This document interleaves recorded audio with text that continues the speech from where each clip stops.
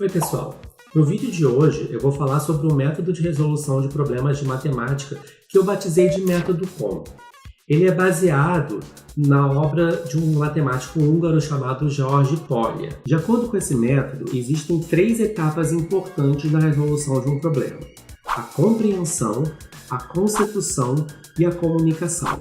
Vou falar um pouquinho sobre cada uma delas. A primeira etapa é a compreensão do problema. Compreender significa tentar relacionar o que o problema diz de informação nova com aquilo que você já sabe. Ou seja, num problema de matemática, por exemplo, a primeira coisa que você deve fazer quando tenta compreender o problema é identificar a que assunto ele remete, quais são as operações e habilidades matemáticas básicas que você deve usar para tentar entender aquele problema. Além disso, é muito importante a gente tentar traduzir aquele problema que frequentemente está escrito na linguagem verbal para a linguagem matemática, ou seja, tentar relacionar as palavras com os conteúdos matemáticos. Muita gente às vezes se queixa de que o difícil de um problema é a interpretação do texto. Gente, a melhor maneira da gente tentar entender um problema ou tentar entender qualquer tipo de texto com o qual a gente se encontra é praticar bastante. Então, a leitura, de um modo geral, também favorece muito a resolução de um problema de matemática. Então, a primeira dica importante: procure ler muito. Essa é uma dica fundamental. Mas, Léo, eu não gosto de ler, eu gosto mesmo de fazer conta. Tem como ser um bom matemático assim mesmo? Não. No máximo que você vai conseguir é resolver alguns problemas de matemática básica. Se você realmente pretende ser um bom matemático, quanto mais você avança nos exercícios e nos problemas, mais complexos eles vão ficando. Principalmente hoje em dia, a grande maioria das provas, dos vestibulares, eles envolvem uma chamada contextualização dos problemas. Ou seja, não basta que você domine só as operações matemáticas. É preciso que você consiga ter uma interpretação de texto, um conhecimento de mundo para traduzir aquelas informações e aí sim aplicar as operações necessárias. Então, galera, leitura é sempre fundamental. Outra coisa, dificilmente você vai se deparar com um problema de matemática que seja inteiramente novo. Os problemas, de alguma forma, eles vão se repetindo. Quando você já tem uma certa experiência, é muito provável que você já tenha feito algum problema pelo menos parecido com aquele. Então procura se lembrar: eu já vi alguma coisa parecida com isso? Quando eu tentei resolver um problema parecido, qual foi a técnica que eu usei? Tentar relacionar aquilo que você está vendo agora com aquilo que você já fez antes é sempre uma dica muito importante. O segundo COM do nosso método é a chamada consecução. Mas consecução é com N, né? Deixa quieto. Enfim, consecução tem a ver com conseguir. Resolver um problema matemático não significa sempre achar uma resposta ou achar as respostas corretas, mas simplesmente se livrar dele. Claro que se você estiver fazendo uma prova, achar a resposta correta vai ser importante. Mas se você está apenas estudando matemática, às vezes descobrir um caminho ou descobrir uma coisa nova já é o suficiente. Então tudo vai depender dos seus objetivos na hora de usar aquele problema para resolução. Uma pergunta importante: existe uma fórmula mágica matemática para resolver todos os problemas do mundo? Infelizmente não. Se alguém tentar te vender isso, dizer que existe essa fórmula, desconfie. Cada problema matemático vai ter algum caminho de resolução. E é justamente isso que torna a matemática tão legal. Não existe um segredo que desvende tudo que a matemática tem. Então, o que a gente pode fazer aqui é tentar algumas dicas úteis para a resolução e para a consecução de um problema matemático. Uma dica muito importante, pessoal: organização. Eu já cansei de ver, às vezes, os meus alunos, quando vão resolver um problema numa prova, enchem a folha com 4.327,58 contas diferentes. Isso não vai adiantar nada. Ele não vai chegar à resposta e nem mesmo demonstrar conhecimento. Então, se você realmente quer resolver um problema, tente se organizar. Leia o problema com calma, identifique as informações relevantes e procure achar um esquema que seja seu, mas que faça com que aquilo fique organizado.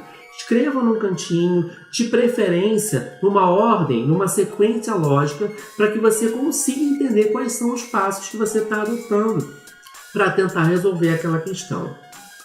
Outra dica muito importante, foco na incógnita. O que seria essa incógnita? Incógnita vem do latim, significa algo desconhecido. Um problema matemático só é um problema mesmo quando existe algo que a gente quer conhecer. Normalmente aquilo vem em forma de pergunta. Então, pessoal, fiquem de olho no que o problema está querendo saber.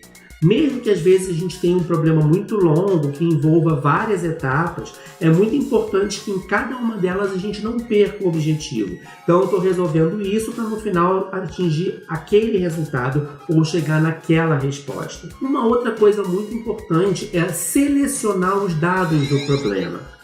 Hoje em dia é cada vez mais comum a gente ter problemas com enunciados muito longos. O Enem faz bastante isso. Muitas vezes o problema tem dados supérfluos, ou seja, nem todas as informações que estão no problema vão ser usadas. Então procure selecionar aqueles dados que realmente vão fazer a diferença. Isso com o tempo e com a experiência vocês vão achar mais fácil. A partir do momento que vocês selecionam esses dados, procurem deixar aquilo bastante em destaque para vocês tentarem relacionar sempre o que o problema tem com aquilo que você quer. E aí chegamos no terceiro com, a comunicação, que é um passo tão importante quanto os outros dois. Mas, Léo, eu já resolvi o problema. Posso sair correndo? Depende. Se o seu objetivo é passar no vestibular e depois morrer... E morreu. E morreu. E morreu. E morreu. Tudo bem. Agora, se você pretende ser alguém na vida e usar esse processo de resolução matemática para alguma coisa, ou para aprender a matemática, a comunicação é muito importante. Por quê? Bom, existem várias situações em que você precisa comunicar aquilo que você fez. Por exemplo, se você ainda está no colégio e vai fazer provas, não basta você acertar as respostas das provas, você precisa mostrar para o seu professor que você realmente aprendeu. Por isso, é muito importante que você saiba escrever, comunicar os resultados daquilo que você está fazendo. Uma outra situação em que a comunicação também é importante é quando você precisa comunicar para você mesmo. Às vezes você resolve um problema matemático, só que daqui a muito tempo você vai ver aquele problema de novo e você vai querer alguma forma de comunicar para o seu eu do futuro. Olha os bolsos da calça para fora. Todo jovem do futuro usa as calças do avesso. Como você resolveu aquela questão. Então é por isso que é muito importante que vocês saibam escrever o seu processo de resolução. Se possível, usem palavras.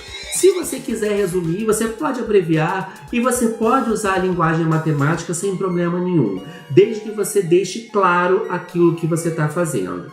Uma outra dica que vai ajudar bastante é sempre que você estiver estudando matemática, procure fazer isso com um colega.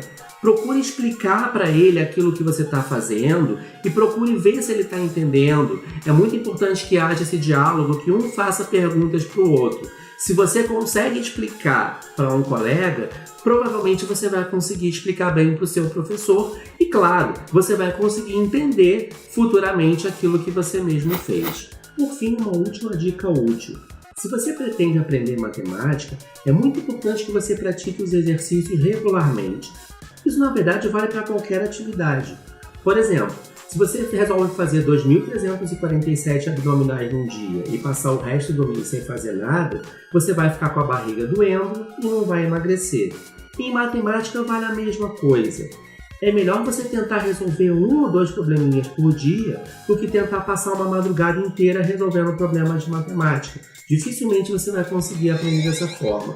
Então a frequência é muito mais importante do que a quantidade de exercícios nesse caso. Então é isso, pessoal. Espero que vocês tenham gostado das dicas e eu pretendo mostrar para vocês como esse método realmente funciona na prática. Se você gostou do vídeo, deixe seu like aqui. Procure colocar nos comentários o que você pretende ver nos próximos vídeos e não se esqueça de se inscrever no canal. Tchau, tchau!